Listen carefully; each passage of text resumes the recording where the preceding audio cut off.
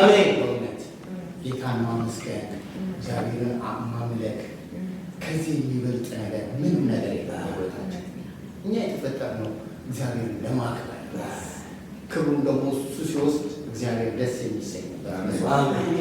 ዛሬ ቃሉ ምንድን ነው? ስለ ልባችንን ስለ እግዚአብሔር ፊት ለማንበርከክ በእግዚአብሔር ፊት በቃ የእግዚአብሔርን ፈቃድ ለማድረግ አንዱ የእግዚአብሔር ፈቃድ ምንድን ነው? አምልኮ ነው። ከውስጥ የሆነ ምስጋና፣ ከውስጥ የሆነ አምልኮ እግዚአብሔር ደስ የሚሰኝበት አምልኮ ጌታ ይባላል። ቁጥራችን ብዛቱ እንደ ሙሉ ነው። እግዚአብሔር ይመስገን። እግዚአብሔር ይመስገን። እግዚአብሔር በአንድም በሁለት እግዚአብሔር ይመለካል። አሜን። ብዛት አይደለም የሚፈልገው፣ ጥራት ኳሊቲ ነው። ለውጊያ ሲወጡ ማንም የፈቀደው እግራቸውን ያነከሱትን አልፈለግም። እንዲህ ቁጥጥ ብለው ጠጥተው የተጓዙ ያ እንደዛ ቆፍጠን ብለን አንዋጅቅ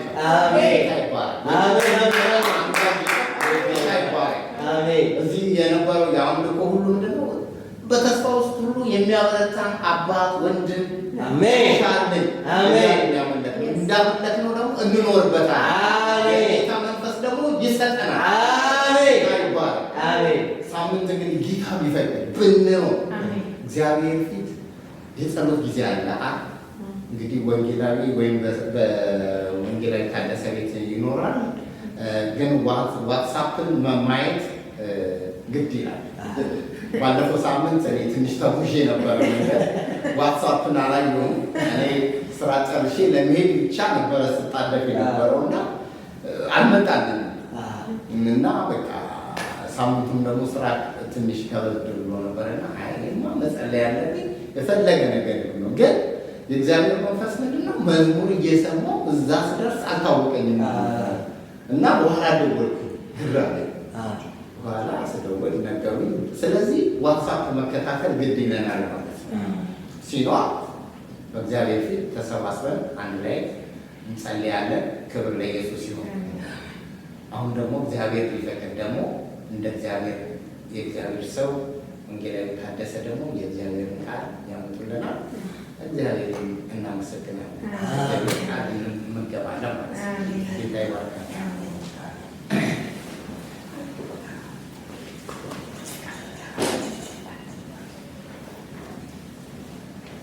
ሰላም ናችሁ? ደህና ናችሁ? አይሰማም? ዶክተርና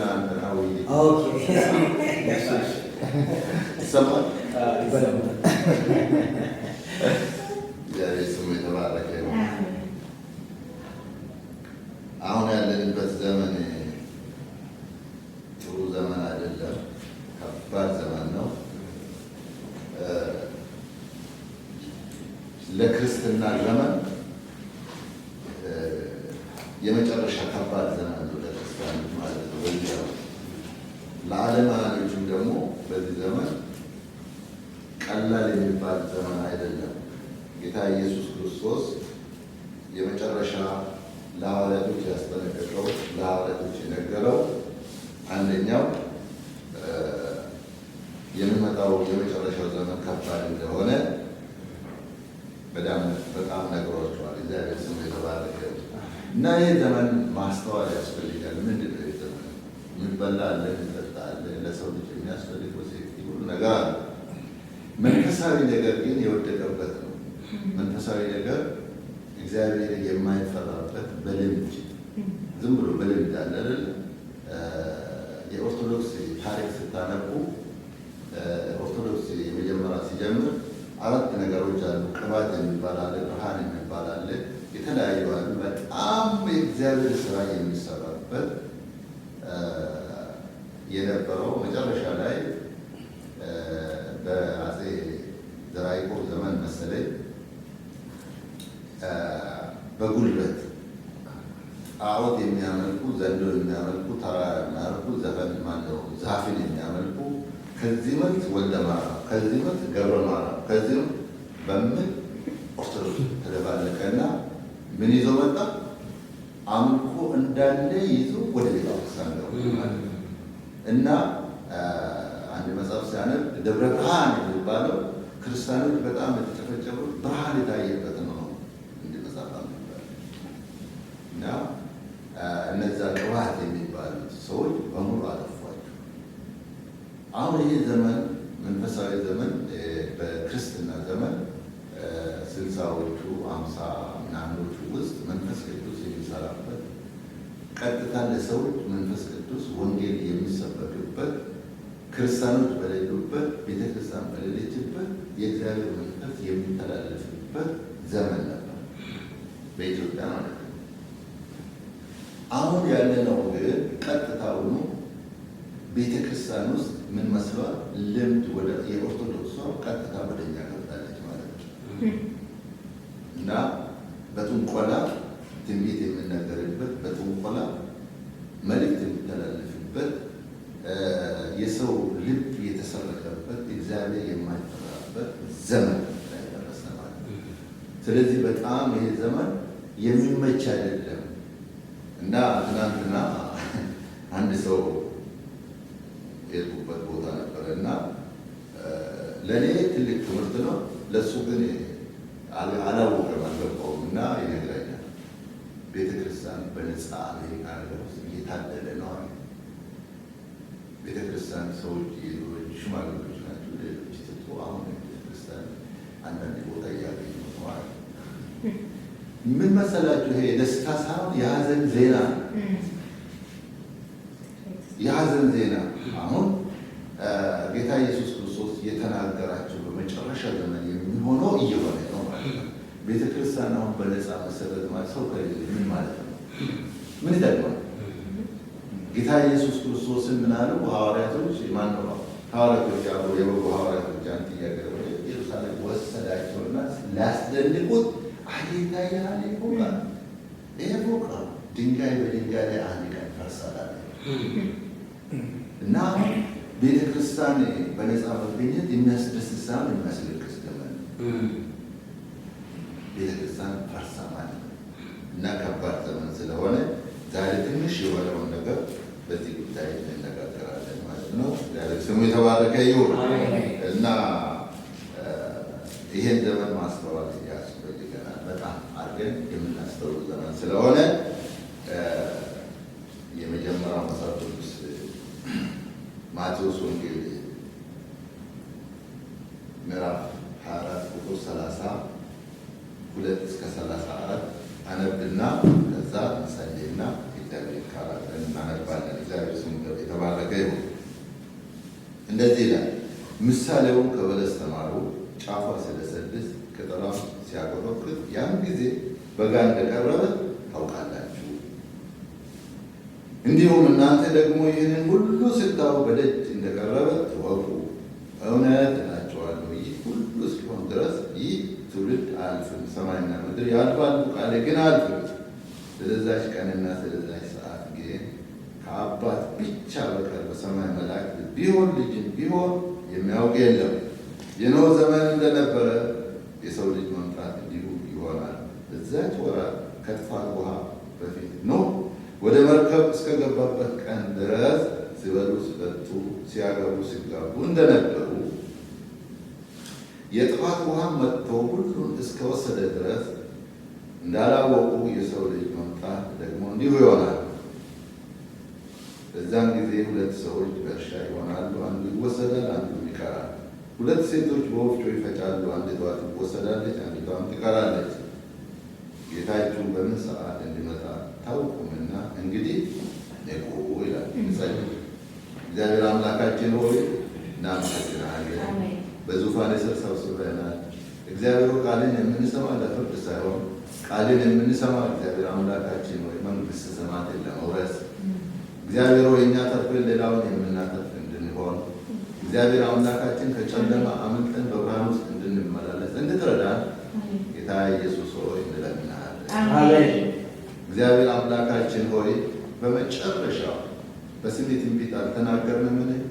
በስሜ ተአምራት አላደርግም ይሉኛል፣ እኔ ግን አላውቃችሁም ነበር እንዳንሆን እግዚአብሔር አምላካችን ሆይ በፍርሃት በመንቀጥቀጥ አንተን አምልከን በውስጣችን በልባችን ያለውን ቤተ መቅደስ ጠብቀን መንግሥተ ሰማያት የምንወርስ ወደ አንተ የምንጠቀልል እንድንሆን አንተ እርዳን። ሁሉ ለአንተ ክብር ይሁን። እግዚአብሔር አምላካችን ሥጋን አስቀምጦ አእምሮን የሚሰርቅ የጨለመው ኃይል በስምህ ኃይል በኢየሱስ የታሰረ ይሁን። እግዚአብሔር ሆይ አሁን እኔ በፊት የቆምኩት ደካማነቴን አውቃለሁ፣ ምንም የማላውቅ መሆኔን አውቃለሁ። በአንተ ጸጋ በአንተ መንፈስ እድል ሰጥተኸኝ በመድረክ ላይ ቆማለሁ እና እግዚአብሔር ሆይ እኔንም የሚጠቅም ወገኖችንም የሚጠቅም የቃል ምስጢር አንተ ግለጥ። ሁሉ ለስምህ ክብር ይሁን ጌታ በኢየሱስ ስም አሜን። እግዚአብሔር ስሙ የተባረከ ይሁን እና ሰው አንድ ነገር ያውቃል። ምን ያውቃል ሰው? ደመና ሲመጣ ዝናብ እንደሚዘንብ ይናገራሉ ይላል መጽሐፍ ቅዱስ። ጌታ ኢየሱስ ክርስቶስ ምን አላቸው? ምሳሌው ከበለስ ተማሩ አለ። ምሳሌ ከበለስ ተማሩ፣ ጫፏ ስለሰልስ ቅጠሏም ሲያቆጡት ያን ጊዜ በጋ እንደቀረበ ያን ጊዜ ታውቃላችሁ ብሎ ሐዋርያቶችን ምን ያስተምር ነበረ? ጌታ ኢየሱስ ክርስቶስ ይሄንን ያስጠነቅቅ ነበር። ምን ማለት ነው? ይህ ምሳሌ ይሄ ዓለም ዙሪያ ያለው ምንድን ነው ያቆጠቆጠ? በዓለም ዙሪያ ያለው ምንድን ነው የሚወራው? ምንድን ነው እየተሰማ ያለው? የተወዳጁ ሰዎች ሲከዳዱ፣ አንዱ ሲያጭበረብር፣ ለጥቂት ገንዘብ ሲገል፣ አንዳንዱ የተለያየ ነገሮች ለታይታ ለሚታይ ነገር ለክብር ሲባል ወንድሙን ሲያጠፋ ገደሉ ሲጨምር ብዙ ነገሮች ሲሰሩ ይሄ ይሆናል። መጨረሻ ዘመን የሚኖረው ይሄ ነው። መከዳዳት ነው። ሰው ፊትን ያለ እግዚአብሔር ልብን ይመዝላል እና ጥርስ ያሳያሉ፣ ልባቸው ግን ጩቤ ነው። ይገላሉ፣ ያርዳሉ። ስለዚህ ምሳሌውን ከበለስ ተማሩ። ምሳሌ ከበለስ ተማሩ። እናንተ ደግሞ ይህንን ሁሉ ስታዩ በደጅ እንደቀረበ ማን ነው ሊመጣ? ኢየሱስ ክርስቶስ ሊመጣ ነው። ብሩ ሊቀር ነው፣ ፎቁም ሊቀር ነው፣ መኪናውም ሊቀር፣ ሁሉ ሊቀር ነው። ስጋችን እንኳን ይሄ የለበስነው ስጋ ይቀየራል፣ ይቀየራል፣ ይቀራል። ይሄ ምሳሌ ተማሩ። ምን አይነት ጦርነት እንዳለ ተማሩ። ቸነፈር እንዳለ ተማሩ። አንድ ሰው አይደለም የሚሞቱ፣ አንድ ከተማ ይጠፋል። ጌታ ኢየሱስ ክርስቶስ ይሄን ነግሮናል። ስለዚህ ማስተዋል ወገኖች ያስፈልጋል፣ ማስተዋል ያስፈልገናል። ስለዛች እናንተ ደግሞ ተዘጋጅታችሁ ኑሩ፣ የሰው ልጅ በማታስቡበት ሰዓት ይመጣል። ማቴዎስ 24 ስለዚህ እናንተ ደግሞ ተዘጋጅታችሁ ኑሩ፣ የሰው ልጅ በማታስቡበት ሰዓት ይመጣል። በድንገት ይመጣል። በጣም የሚገርም ነው። ሁለት ሰዎች በአንድ ላይ ይሆናሉ። አንዱ እንደጠቀል፣ ሌላው ይቀራል። የሚያስደንቅ ብዙ እግዚአብሔር እኛን የሚያስተምረን ብዙ ታሪክ አለ። ለምሳሌ እንበልና አንድ ፎቅ እንዳለ በአንድ መሳሪያ ይወድምና ከዛ ውስጥ እግዚአብሔር ለምሳሌ ለትምህርት እንዲሆን አንድ ሰው ይጠፋል። እንዴት ተረፈ? በጣም ያስገርም። አንድ ከተማ ደግሞ ለማሳየት እንዳለ ልም አድርጎ ያጠፋዋል። በእሳት ቢፈልግ፣ በቸነፈር፣ በውሃ። ያን ጊዜ እወቁ። ዙሪያችን እየተወራ ያለው በለስ ምንድን ነው? ዛፉ ስለ ዛፍ አይደለ እያወራ ያለው። ዙሪያችን በዓለም ዙሪያ ምንድን ነው ያለው? ነዳጅ ስለቆመ ኢትዮጵያ ውስጥ አሁን ሲሰማ ሰው በእግሩ ነው የሚሄደው። እሺ 10 ኪሎ ሜትር ሄዶ መስራት ይችላል አንድ ሰው በየቀኑ? ይችላል። አንደኛ ስራ ማቆም፣ ቤተሰብ እንዳለ ሆኖ። እሺ ከከተማ ወደ ከተማ በሽተኛ የሆነ አንድ ሰው የታመመ ሰው ሐኪም ቤት መሄድ ይችላል። ይሄ ስለኛ ሀገር ነው።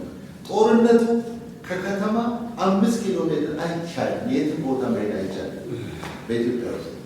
እኔ ልጇ ሞቱ መንገድ ከደረሱ አንተን ከምናጣ ልጃችን አጠን እንዳትመጣ ብሎ ከልክሎናል። ከተማ ውስጥ እዛው አዲስ አበባ 100 ኪሎ ሜትር። ምን ማለት ነው? ተማሩ። ይሄ እያለ አሁንም አሜሪካ እየደረሰ ነው። እወቁ፣ ምሳሌውን እወቁ። እስቲ ባልጠፋ ምንም ባላጣ ገንዘብ ክብር ባላጣ ትራምፕ እኔ ኢየሱስ ነኝ ብሎ የክርስቶስን ልብስ ለብሶ እኔ ፈውሳለሁ ማለት ምን ይመስላችኋል? ጨዋታ እኮ አይደለም ይሄ። ጨዋታ አይደለም። አንተ የምትነተኛ ንቃ፣ ከሙታን ተነሳ፣ ክርስቶስ ኢየሱስ ያበራልሃል። ይሄ እኮ አሁን እኮ ይሄ እኮ ዝም ብለን የምናያልበት ደጅ ነው እኮ። ክርስቲያኖች ወሳኝ ነገር ምናልባት እዚህ ሀገር ሶሻል ሴኩሪቲ ነው የሚባል አይደል? አዲስ አበባ ደግሞ አሁን ምን ተብሏል? ፋይዳ የሚባል ይሄ ፋይዳ ሄዶ ኢንተርናሽናል ዓለም አቀፍ ሲሆን ብርህን ያንን አውሬ ካልተቀበል ልታወጣ አትችልም። ያስቀመጥከው ወይ ኢየሱስን ወይ ብርህን። ዛሬ መዘጋጀት ያስፈልጋል። ዝግጅት አለን ወይ? ዝግጅት አለን ወይ? ይሄ አሁን በለስ ሲያቆጠርቁት ያን ጊዜ በጋ እንደደረሰ እወቁ ስል ጌታ ኢየሱስ ክርስቶስ እንዴት ነው ይወሰናል? ወገኖች ጌታ ይርዳል። ስለዚህ ምን ይላል ጴጥሮስ? እንደዚህ ይላል፣ እንግዲህ የነገር ሁሉ መጨረሻ እንደደረሰ እወቁ። የነገር ሁሉ መጨረሻ መደምደማ ቤት ይሰራና መደምደማ ይባላል። ተሰርቶ የመጨረሻ ሲደመደም ቆርቆሮ መጣበት። አሁን ልደመደም ዓለም ልትጠቀለል ነው። እስራኤላዊ የሆነ በጣም የሚገርም ነው። እዛ ሀገር ሄጃለሁ። ግን አሁን በዚህ ጦርነት ሌትና ቀን ሌትና ቀን ጦርነት ባለበት ናታንሆም በአሁኑ ሰዓት ከኔ ጋር ናቸው። ግደላቸው፣ እሱ ምን ችግር የለም። እስራኤል ሀገር እስራኤልን ኢራቅን የሚደበድብ ሰው እግዚአብሔር እርዳታ መጠበቅ የሚገባ ሰው፣ የዓለም እርዳታ መጠበቅ የሚገባ ሰው ናታንሆም ምን አለ? ይሄ ኢየሱስ የምትሉት ራሱን ያላዳነ ደካማ በተለይ ወጥ ከዚህ በኋላ ይሄ ኢየሱስን በየመንገዱ ምናምን የሚሰበክ ካለ 2 ዓመት እስራት ብሎ አስወሰነ። ለዓለም ሕዝብ አስወጣ። ግን ትርጉም አለው፣ ታሪክ አለ። እስራኤል እኛ የእስራኤል አምላክ ብለን እግዚአብሔርን እናመልካለን። ግን እዛ ያሉት እስራኤል አምኑ ኢየሱስ የሚባል አሉ። ዘመኑ አጭርና የቀረበ የነገር ሁሉ ፍጻሜ እንደደረሰ ንቃት ያስፈልገናል። አሁን እንቅልፍ ያሰኛል፣ ተኛ ያሰኛል፣ ጸልይ ዘምር አሰኝም ጊዜ ያሰኛል። 4 ሰዓት ማውራት እንችላለን። 30 ደቂቃ መጸለይ ግን አቤት ያማል። ተራራ መግፋት ይቻላል፣ ግን በእግዚአብሔር ጸጋ። አሜን። 4 ሰዓት ይቻላል በእግዚአብሔር ጸጋ። 3-4 ቀን ያለ በእግዚአብሔር ጸጋ መጾም ይቻላል። አሜን። እስከ 6 ሰዓት ብቻ ወይ ልጆ ጋር ተለወጠ ይሳል በእግዚአብሔር ጸጋ ይቻላል። አሜን። ይሄን የሚያደርጋቸው አይደለም። ሁለተኛ 4 ቀን 5 ቀን ያለ ልብ ያለው አሁን ዛሬ እንደው ፋሽን ነው። ውሃ እየተጠጣ ነው ጾም የሚባለው። ይሄ የሚባል ነገር አልነበረ። ያው ጊዜው ከተሻሻለ ጥሩ ነው ይሁን። እሱ ከምንም ከምጠፋ ይሻላል። ውሃ እየጠጡ ሆነ ጸልቁ ይሻላል። ግን ያለ ውሃ ያለ ምንም በእግዚአብሔር ጸጋ ይጸለያል። ወገኖች ጌታ ይርዳል። አሜን። ይህን ዘመን ታውቃላችሁ። ይህ ዘመን መመርመር ያስፈልጋል። ይህን ዘመን ካላወቅን ከባድ ነው። ሁለተኛ ዜና አንደኛ ዜና መዋዕል ካልዕ በጣም አስገራሚ ቃል ነው የምናገረው። እግዚአብሔር ቃል እንደዚህ ይላል። አንደኛ ዜና ቀዳማዊ ምዕራፍ 12 ቁጥር 32 እና 33 እናነባለን። አንብቦ ወስደው ምን ይላል? አንደኛ ዜና ምዕራፍ 12 ከ32 እስከ 34 እስራኤልም የሚገባውን ያደርግ ዘንድ ዘመኑን የሚያውቅ ጥበበኞች ሰዎች የይሳኮር ልጆች አለቆች 200 ነበሩ። ወንድሞቻቸውን ሁሉ ይታዘዟቸው ነበር። በጭፍራውም ውስጥ የወጡ ለሰልፍም የተዘጋጁ የማያመነቱ መሳሪያም ሁሉ የያዙ የዛብሎን ልጆች 50,000 ነበሩ። በቃ ይሄ በዛ በአዲሱ ትርጉም ደግሞ በጣም የሚገርም ትርጉም ሰጥቶታል። ይሄ በድሮ ትርጉምና እንደዚህ ይላል፣ ዘመኑን የሚመረምሩ ጥበበኞች ይላል የሳኮር ልጆች 200 አለቆች ብሎ ነው 200 አለቆች ካለ በኋላ ልምድ ያላቸው በሁሉም የሰለጠኑ ማንታ ልብ የሌላቸው የዛብሎን ሰዎች 50,000 ነበሩ። በጣም የሚያስደንቅ የሚያስገርም ነው። ምን የሚያደርጉ ዘመኑን የሚመረምሩ ጥበበኞች 200 ደግሞ አለቆች 200 አለቃ ማለት ሚኒስቴሮች ማለት ነው። እነዚህ በሁሉ ነገር የሰለጠነ ለውጋቤ ይዋጋሉ፣ እርሻ ሆነ ያርሳሉ፣ ማስተማር ሆነ ያስተምራሉ፣ ምክር ሆነ ይመክራሉ። ዘመኑን ሁሉ የተጠየቁት ለሕዝብ የሚያቀርቡ እውቀት ያላቸው ሰዎች፣ በስራቸው ደግሞ ተዋጉ ሲባሉ የማያመነቱ ሂድ ሲሉ የሚሄዱ 2 ልብ ማንታ ልብ የሌላቸው 50,000 ሕዝቦች ነበሩ ይላል።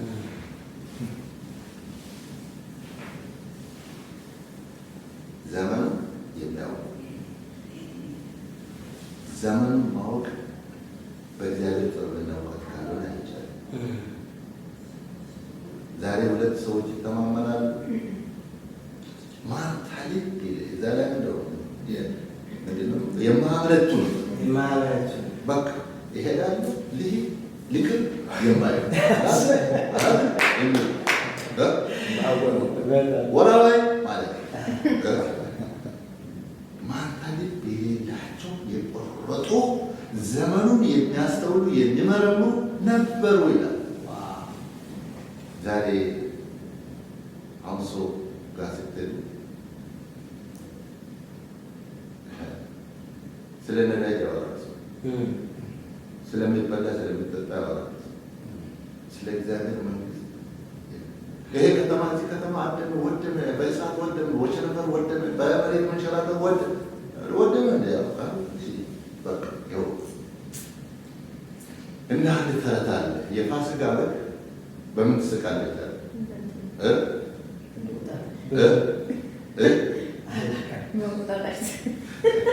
ቀጥሎ ያለ በዓል ምንድን ነው? ይኸውላችሁ እቺ ታርዳለች አለ ታማጠመሽ ትችላለች። እሷ ኋላ ደግሞ እንደምትታረች እና በጣም ከባድ ዘመን ይሄ ዘመን በጣም ማስተዋል ያስፈልጋል። ይሄ ዘመን ከባድ ዘመን ስለሆነ ማስተዋል ያስፈልጋል ወገኖች። ብዙ ከባድ ዘመን አለ። ከባድ ዘመን ሲባል እንደው ዝም ብሎ አይደለም፣ እያሳሳቀ አገሪቱ ወንዝ ስንሻገር ማዶ እያያችሁ ሂዱ እያለ እንደዚህ ይሄዳል። ማዶ እያየ እንደዚህ ይሄዳል። ወደ ታች ካየ ውሃ እንደዚህ ወደ ወንዝ ይሄዳል አይደል? እያለ ሂደው ተከትሎ ሰዎች ብሎ እያዛል ካልዛት መሄዱ ውሃ እያሳሳቀ ይወስዳል። ይሄ ዘመን ገዛ ጊዜ የሚበላ ብዙ ነገር አለ። ቴሌቪዥኑ አለ፣ ኢንተርኔቱ አለ፣ ፌስቡክ አለ፣ ስንቱ አለ። በቃ ወሬው አለ። ወሬ በመጨረሻ ዘመን ወሬ አለ፣ የሚያውቅ ወሬ አለ። በመጨረሻ ዘመን የሚያስጨንቅ ዘመን እንደሚመጣ ይሄንን እወቅ። ሰዎች ራሳቸውን የሚወዱ ይሆናሉ፣ ትምክህተኞች፣ ተሳዳቢዎች፣ ለወላጆቻቸው የማይፈሩ ቅድስና የሌላቸው ውልን የሚያፈርሱ ደግሞ ይሆናሉ። እያሳሳቀ ነው ዘመን። ተጠንቀቅ፣ አስጠንቅቅ። ይሄ ነው ብሎ ይደረጋ። ማስጠንቀቅ ያስፈልገናል፣ መጠንቀቅ ደግሞ ያስፈልገናል። እግዚአብሔር ስሙ የተባረከ ይሁን። እግዚአብሔር መቼም አስደናቂ አምላክ፣ አስገራሚ አባት ነው። የሚያስገርም አባት አለ ወገኖች። ስለዚህ በእግዚአብሔር ፊት በጣም ጥንቃቄ ያስፈልገናል። ማርቆስ ምዕራፍ 13 ቁጥር 20 ላይ እንደዚህ ይላል፣ ጌታ ወራቶቹን በአሳጥር ሥጋ የለበሰ ሁሉ ባልዳነ ነበር፣ ነገር ግን ስለተመረጡት ምርጦቹ ወራቶቹ አሳጠረ ይላል። ይህ ዘመን ከባድ ዘመን ነው። እንግዲህ ጊዜው እግዚአብሔር ራሱ እያፈጠነ አሁን መንገድ ጠራጊ የሐሰተኛ ክርስቶስ መገለጫ መንገድ እየተጠረገ። ስለዚህ አሁን 666 ወረቀቶች የሆነ ጽሁፎች ምናምኖች እንደዚህ ምናምን በቃ ጆሮአችን ጠቀጠቀና ምንም አይመስል ነው። የሆነ ሰሞን አንድ ሰሞን ደግሞ ግብረ ሰዶም መጣ ምናምን ጉድ ነው ተባለና እስማ ኖርማል አይደለ? ከዚህ በኋላ የሚመጣ ግን የከበደ እንደዛ አሪፍ ነው። ተለማምደን ወደዛ መድረስ ሳይሆን ጭንቅ የሚመጣበት ወይ መምረጥ ወይ መሞት፣ ወይ አለመኖር ወይ ለመኖር ጌታ ኢየሱስ ክርስቶስ አስጠንቅቋል። በጎቼ ድምፄን ይሰማሉ ይከተሉኛል፣ እኔ የበጎች እረኛ ነኝ። ዮሐንስ ወንጌል ዶክተር ፍቁር ሲናገር ነበር እና ዮሐንስ ወንጌል ምዕራፍ 34 ምን ይላል? እግዚአብሔር የማን ነው? በእኔ ደግሞ የማን ነው? በአባቴ ቤት ብዙ መኖር አለ። እንዲህ ባይሆን አላልኳችሁ ነበር። ይሄ የጭንቀት ዘመን የምናልፍበት ዘመን ነው። ልባችን ዛሬ ማንታ መንገድ ካለ ዛሬ ቆርጠን እንቆማለን። ማንታ መንገድ ላይ መቆም የለብንም። ጌታ ይርዳል። አሜን። ስለዚህ ምን ያስፈልገናል? ማስጠንቀቅ፣ መጠንቀቅ ያስፈልገናል። ርዕሴ እንደዚህ ብየዋል። ዘመኑ ምልክት አስተውል። ይሄ ዘመን በደንብ ማስተዋል ያስፈልጋል። ዘመኑ አልቋል። ያለቀ ዘመን ውስጥ ነው ያለ ነው። ጌታ ይርዳል። ስለዚህ አሁን ያለንበት ዘመን ከባድ ስለሆነ በጥንቃቄ መመላለስ ያስፈልገናል። ለምንድን ነው? ይሄ ቀን በአጥር ኖሮ ስጋ የለበሰ ሁሉ ባልዳነ ነበረ። አሁን እንደምንፎክር አይደለም። አሁን እንደምንዘምር ወይም እንደምንሰብክ አይደለም። የቁርጥ ቀናል ይመጣ ቀናል። መቼም ወደ ፈተና እንዳትገቡ ትጉና ጸልዩ አይደል? ጌታ የቆረጠ አንድ ያበደ ሰው መጥቶ ሽጉጥ አውጥቶ ባል እንግዲህ ኢየሱስ እንባሉ ክጃለሁ ካልካል ሰጣሃል ምናልባት አልክልም ብሎ ሊጠጣ ይችላል። ያሰው ሊሞት ይችላል። ቀጥል ስል እንዴት ሆነ? አረ ከመኖር መሰንበት። እሺ ከዛስ ምናልባት አንድ ሰው ላይ ይገኝ ይችላል። ዛሬ ኢየሱስ ክርስቶስን ቆርጠን መከተል ያስፈልጋል። ከረሜላ ይበቃል፣ ሱካር ይበቃል። አሁን መራራ ነገር ያስፈልጋል። የቆረጠ ነገር ያስፈልጋል። አይመስላችሁም? የዘላለምን ሕይወት ከማጣት ዛሬ ዋጋ ለማክፈል አሁን ማዘጋጀት፣ ሰውነትን ማለማመድ፣ አእምሮ ማለማመድ ይጠይቃል። እግዚአብሔር ስሙ የተባረከ ይሁን።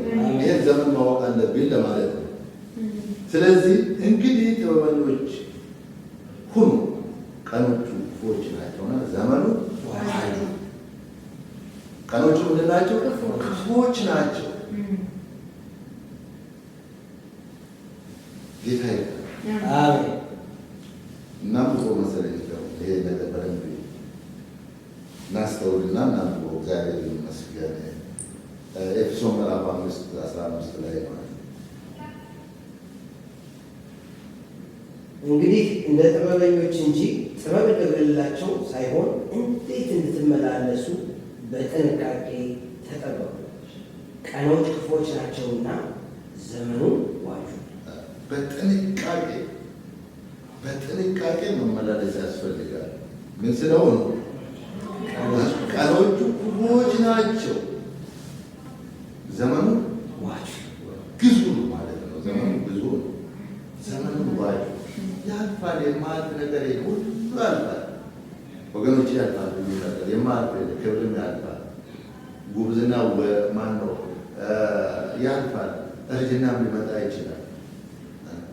ይሄ ያልነው የጨበጥነው ተስፋ ያደረገው ሁሉ ሊከዳን ይችላል።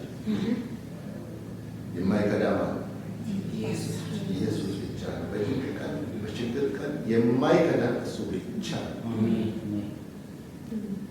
ጌታ ስሙ የተባረከ ይሁን።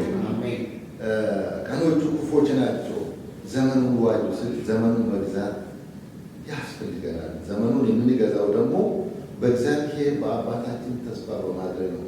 ዛሬ መለማመድ ያስፈልገናል ወገኖች፣ መለማመድ ያስፈልገናል። እንዴት ነው የምንለማመደው ቢባል አሁን የብዛት ሳይሆን የጥራት ነው። እንደምንፈራ ቅድም ስናገር ነበር። የጥራት ጉዳይ ልክ ኢያሱ ምን አለ? እስራኤላውያን ሆይ እግዚአብሔር በበረሃ ላይ ምን አድርጎላቸዋል? አለትን ውሃ አፍልቆ ሰጥቷቸው ጠጥታቸዋል። እስራኤላውያን ከግብፅ ስትወጡ ባህርን ከፍሎ አሻግሯቸዋል። አይደለም ወይ? አዎ። እናንተ ተራብን፣ ተጠማን፣ ስጋ ያስፈልጋል፣ እግዚአብሔር ከሰማይ መናን አዝንቦ አብልቷቸዋል። አይደለም ወይ? አዎ። እንግዲህ ይሄ እግዚአብሔርን ብታመልኩ ጥሩ፣ ባታመልኩ ግን እኔና ቤቴ እናመልካለን። የምታመልኩትን አምላክ ዛሬ ምረጧል። በፉከራ አይደለም። እግዚአብሔር ሆይ ዛሬ ጸጋህን አድሰን ብለን መለመን ያስፈልገናል፣ መጠየቅ ያስፈልገናል። ዘመኑ ክፉ ዘመን ነው፣ በጣም ከባድ ዘመን ነው። ወይም ደግሞ እግዚአብሔር ሆይ ስግደትልን ማለት ያስፈልገናል። ይሄ ዝም ብሎ በሞራል የሚሆን አይደለም፣ ፎከራ አይደለም። አንድ ጊዜ ጅማ ውስጥ ምን ሆነ? ክርስቲያኖች ተነሱና ሙስሊሞች ተነሱና ምን አደረጉ? ቤተክርስቲያንን አቃጠሉ፣ ሰዎችን ደበደቡ። የምታመልኩት አምላክ ዛሬ ካልሰገዳችሁ በስተቀር ትረሸናላችሁ አሉ። ኧረ ጎመን በጤና ላይ ወንጌል ላይ ሁሉም ሽልክ ብሎ ሲሄዱ አንድ ትንሽ 12 ዓመት ኢየሱስ ጌታ ነው እንግዲህ ማለት ገደሏት። እስከ ዛሬ ድረስ በአብያተ ክርስቲያናት ይነገራል። የእኛ ጉዳይ እስከዚህ ድረስ ነው። መፎከር ስም ምንም ዋጋ የለው። ይኸውላችሁ ዛሬ ጸጋ መለመን ያስፈልጋል። አሜን። እግዚአብሔር ያበላል፣ ያጠጣል። እግዚአብሔር ያኖራል። በእኛ ጥረት በእኛ እውቀት አይደለም እዚህ የመጣን አሜሪካ። እኔ እንደዛ እኔ ምንም ማውቀው ነገር የለ። እግዚአብሔር አመጣ። የሌላውን አላውቅም። የእናንተን ደግሞ እያንዳንዳችሁ ታሪክ አላችሁ። ከእኛ በጣም የተሻሉ ዘመድ ያላችሁ፣ ከእኛ በጣም የተሻሉ በሀብት በንብረት በእውቀት በጎሳ ወገን አላችሁ። ለምን ጊዜ እግዚአብሔር ያመጣ ያከበረንን ጌታ አሜን። አክብሮናል፣ አላከበረን? ያከበረን ጌታ፣ እዚህ ያደረሰን ጌታ ማክበር ያስፈልጋል። በምንም ድርድር የለም። እግዚአብሔር በውሃ ውስጥ መንገድ አለ፣ አያሰጥም። በእሳት ውስጥ ጊዜ አትቃል፣ ነበልባሉ ደግሞ አይፈይም። ጌታ ኢየሱስ ክርስቶስ ቃሉን አያጥፍ። ሰማይና ምድር ያልፋል፣ ቃሌ ግን ለዘላለም አያልፍም። እግዚአብሔር ስሙ ይባረክ። እግዚአብሔር የምናመልከው አምላክ እንዲህ አይነት አምላክ ነው። ዘመኑን ማወቅ ያስፈልገናል። እናስጠንቅቅ፣ እንጠንቀቅ። አይመስላችሁም ወገኖች? እግዚአብሔር ይረዳናል። ስሙ የተባረከ ይሁን። ስለዚህ በሚያስደንቅና በሚያስገርም ሁኔታ እግዚአብሔር ተአምራት በሕይወታችን ያደርጋል። ምን ይላል? ከእንቅልፍ የምትነሱበት ሰዓት አሁን እንደደረሰ ዘመኑ ካመነበት ጊዜ ይልቅ መድኃኒታችሁ ዛሬ እኛ ቀርቧል። ሌሊቱም አልፏል፣ ቀኑም ቀርቧል። እንግዲህ የጨለማ ስራ አውጥተን የብርሃንን ጋሻ ጦር እንልበስ። በቀን እንደምንመላለስ በአግባብ እንመላለስ። በዘፈን በስካር አይሁን፣ በዝሙት በመዳራት አይሁን፣ በክርክር በቅናት አይሁን። ዛሬ እንዳየነው ማንም ሰው አዋቂ ነው፣ ሁሉ አዋቂ ነው። ዶክተሩ ቢቀመጥ ገበሬውን ያውቃል እኮ አውቃለሁ የሚል እንጂ አላውቅም ልም ማለት የለም። ማንም እኔ የበላይ ነኝ እንጂ ብለው ተገልጠ እያለ እኔ ከአንተ አንሳለሁ ሰው ነኝ።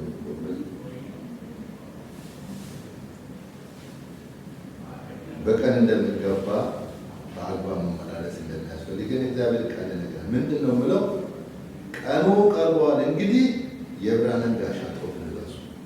ይሄ ቀን የጨለማ ቀርቧል። በቀን እንደሚሆን በአግባብ ተመላለሱ። በዘፈን ምስካር አይሆን። አሁን ዘፈን እያባላ ለኢትዮጵያ በዓለም አንደኛ ወጣል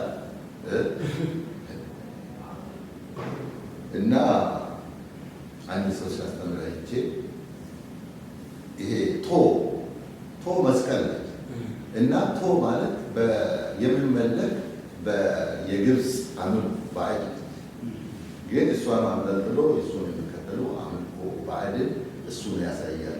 እኛ ሀገር ግን እሱ እንደ መስቀል ተደርጎ የሚመለከት እና ሙሴ ከግብፅ ጦርነት ከግብፅ የባዕድ አምልኮ ጋር ባደረገ ጊዜ ተአምራት በሆነ ጊዜ ውሃን ወደ ደም በለወጠ ጊዜ እነሱ ተአምራት ይሰሩበት የነበረ ያቺ መስቀል የምትመስል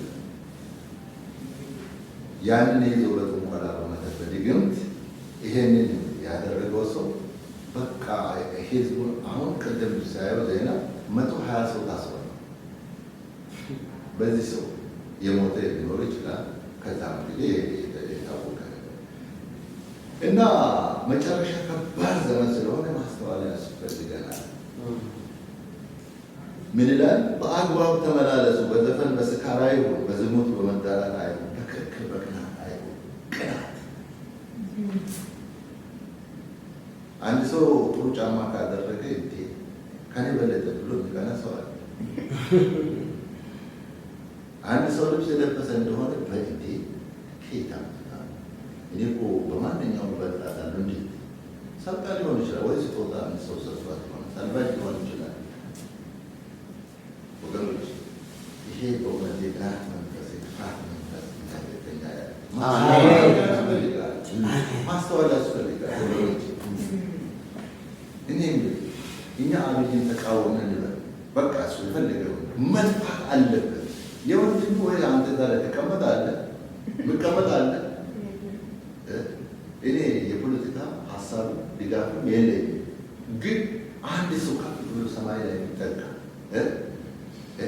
እኔ እግዚአብሔር ከሰጠኝ ውጭ ማየት ይችላለሁ ወይ? ትችላላችሁ ወይ? በቃ እኔ ስለተመኘው እኮ መሆን አልችልም። እግዚአብሔር ግን ከፈለገ ያደርጋል። ከባለው ነገር እግዚአብሔር ሁሉ ማድረግ ይችላል። ስለዚህ ወገኖች እንንቃ፣ ንቃ፣ አንቃ። ዘመኑ ምን አይነት ዘመን ነው? ክፉ ዘመን ነው። በዛ በእስራኤል ዘመን በዛ በናቡከደነፆር ዘመን ምን አይነት ዘመኑን የሚመረምሩ ሰዎች ነበሩ። 200 ሚኒስቴሮች ነበሩ። በሁሉ የሰለጠኑ ነበሩ። ይሄ ብቻ አይደለም፣ መሰልጠን ብቻ አይደለም። ልባቸው ማንታ ልብ ያልሆነ ቆራጥ የሆኑ የማወላወሉ ነበሩ። እነዚህ ሰዎች ደግሞ የሚከተሉ የሚኖራቸው 50,000 ነበሩ። ኢትዮጵያ ትጥፋ የሚል አዋጅ ወጣ። ትጥፋ የሚል ይኖራል፣ በፍጹም አይጠፋ የሚል ይኖራል። አይጥፋ የሚል መሆን አለ። ዋጋ መክፈል አለ፣ መሞት አለ፣ መሻገር አለ፣ መሄድ አለ። እሺ ዝም ብሎ መሞት አለበት ሲባል አንድ ወታደር ሄዶ ሁኔታውን አይተው እጅ የሚሰጥ ከሆነ እኔ ወታደር ነበር። ምን አይነት መመራ አለ መሰላችሁ? ኃይለ ሥላሴ ነው ያሁኑን አለ። አንድ ጥይት ለራስ ታስቀራል። እንትዋጋለህ። መማረክ የሚባል የለ። አንተ ራስ እሷን ጠጥተህ ትሞታለህ። መመራው ይሄ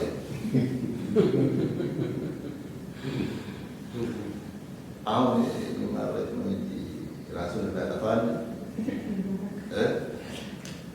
የቆረጠ ማንታ ልብ የሌላቸው ሁሉን በሁሉ ነገር የታመኑ ነበር። እግዚአብሔር ስሙ የተባረከ። 12 ሐዋርያቶች የቆረጡ ነበር። ነገር ግን ሁኔታውን አየና አስቆሮንቶስ ወዳ ግን ኢየሱስን በምን ሸጠ? በሰላሳ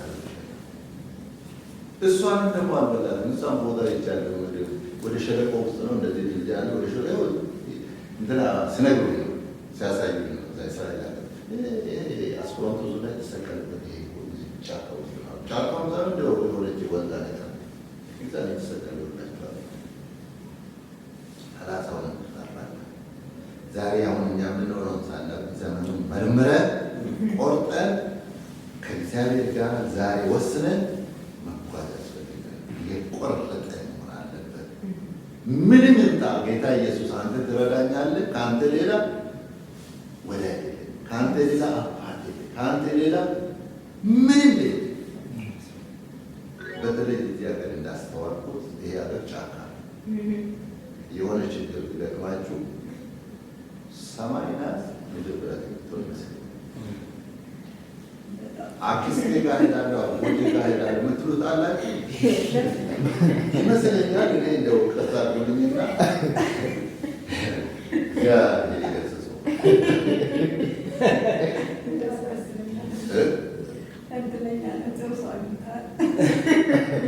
ጫካ።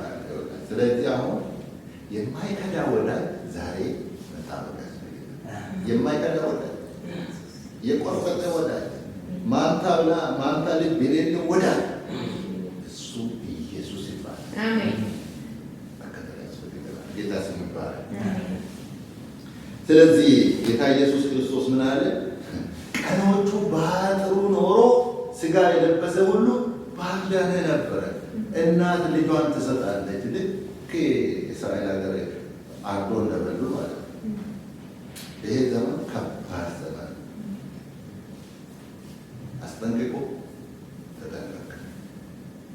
ንገረው፣ ተበራ፣ አስጠንቅቆ ተጠንቀቅ። ተጠንቀቅ፣ ተጠንቀቁ፣ አስጠንቅቁ። የእውነት ነው። ከባድ ዘመን እና ጌታ ኢየሱስ ክርስቶስ አንድ ተጠየቀና ምን አለ? እነዚህ ከታላቅ መከራ የመጡ ናቸው። ቀኖቹ ባጥሩ ኖሮ ስጋ የለበሰ ሁሉ ባልዳነ ነበረ። አሁን ነው ዝግጅት ያስፈልጋል። ዝግጅት ያስፈልገናል። ሁለት ዝግጅት ነው ያስፈልጋል። ቀኑ አልቋል። ቀን ያለቀ ዘመን አሁን የሚጠበቁ ከዚህ ከቴክሳስ ቀይ ደረጃ አንዷ 12 ነው። አንዷ መስዋዕት ቀርባለች በምስጢር። አሁን ቤተ መቅደስ እየተሰራ እሱን ነው የሚጠበቀው። ከዛ በኋላ ቤተክርስቲያን ይሄ ቤተ መቅደሱ የሐሰተኛ ክርስቶስ ቤተ መቅደሱ ከተሰራ ወዲያው ሰው ለዋቢያ ለዛ ከለዋዊ ወገን ተዘጋጅቷል፣ ሰልጥኗል። ልክ ገባ ማለት ናግባ አቶ ትራምፕ ማለት እኔ ለዓለም ሰላም እሰጣለሁ፣ ከዚህ በኋላ ጦርነት የለም፣ ችግር የለም፣ ውጊያ የለም። ይሄንን የማይሰማ ሰው አለ? ሰላም የማይፈልጋለን? እሺ፣ በደስታ ከዚህ በኋላ ዓለም ማለት 3 ዓመት ተኩል በኋላ ዳንኤል እንደነገረን እኔ ንጉሳችሁ የሆንኩት እንዳይመስላችሁ፣ ለእኔ ያልተገዛ ለእኔ ያልሰገደ ይሰየፋል፣ አውሬ ይገለጣል። ይሄ አውሬ ሲገለጥ ምን አይነት ይሆናል? የፀሐይ ጥልቀት፣ የጨለማና የብርሃን እርክት በአንድ ቀን ነው የሚሆነው። አውሬው ሰላም እሰጣለሁ ብሎ ሲገባ፣ ክርስቲያኖች ሲነጠቅ ለንጥቀት ያብቃል። አሜን። ለንጥቀት ያብቃል። አሜን። ይህ እያሳሳቀ ዘመኑ ክፉ ነው ሲባል ነገ ሊሆን ይችላል። በጣም አጭር ጊዜ ነው። መጽሐፍ ቅዱስ በደንብ ካነበብነው የቀረ ነገር ይሄ ብቻ ነው። መቅደሱ መሰራትና ሰውዬው መገለጥ ማለት ሰውዬው ዳርዳር እያለ ነው አይደል? በዓለም ግን መንገድ እየጠረጉ ነው እንጂ እሱ አይደለም። ግን መንገድ ጠራጊ አሁን አለ በዓለም ዙሪያ አለ። ስለዚህ ጥንቃቄ ያስፈልገናል፣ መጠንቀቅ ያስፈልገናል። ተጠንቀቅ፣ አስጠንቅቅ፣ ተጠንቀቅ። ወታደር ተጠንቀቅ ከተባለ ቀጥ ነው ብሎ እባብ ብትጠመዝዝ ንቅንቅ ትነከሳለህ እንጂ ተጠንቀቅ ብሎናል መጽሐፍ ቅዱስ። ዘመኑ ክፉ ነው ብሎ ይሄ ዘመን እንዴት ክፉ እንደሆነ ደግሞ ነግሮናል። ስለዚህ ዘመኑን የምንመረምር ልንሆን ይገባል። ጌታ ይርዳል። ተባሉ።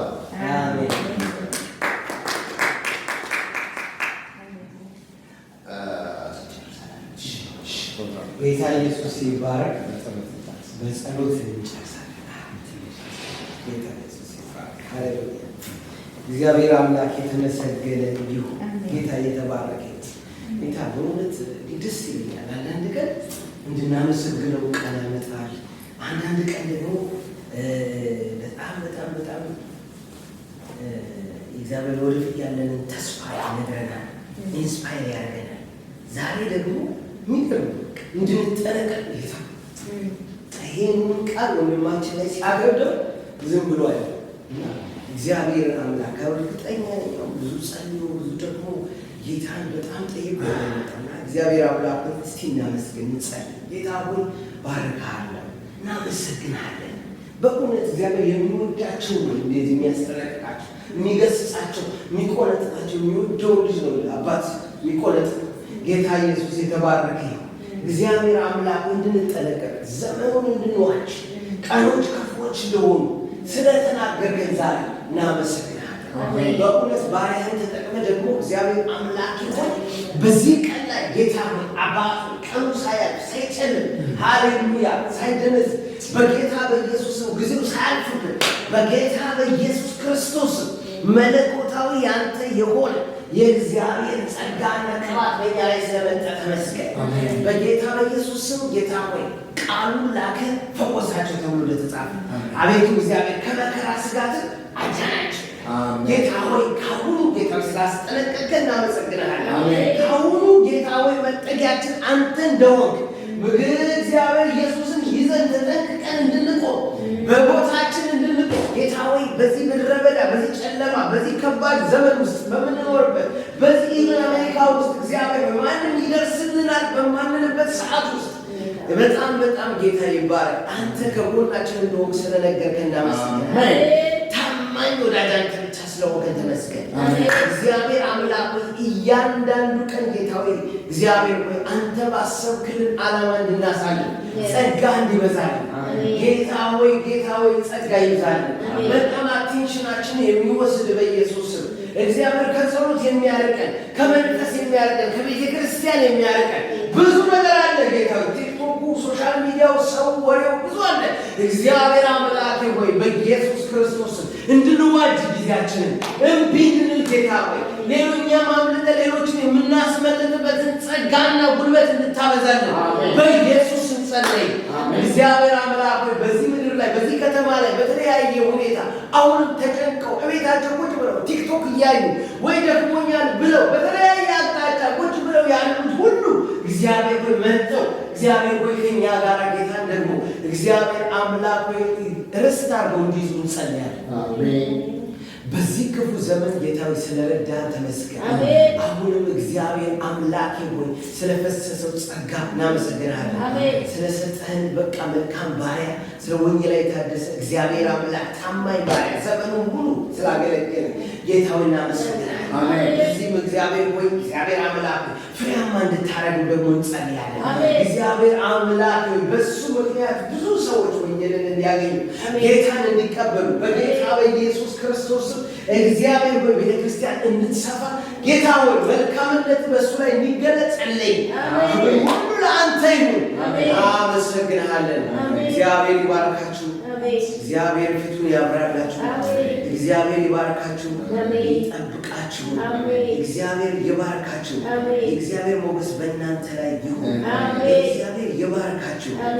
እግዚአብሔር እጁን ፊቱ ከእናንተ ጋር ያብራ። ርስቱን እግዚአብሔር ይስጣችሁ። እግዚአብሔር የምንጠነቀቅበትን ጸጋ ይስጠን። ሁሉ ለአንተ ይሁን በጌታ በኢየሱስ ስም አሜን።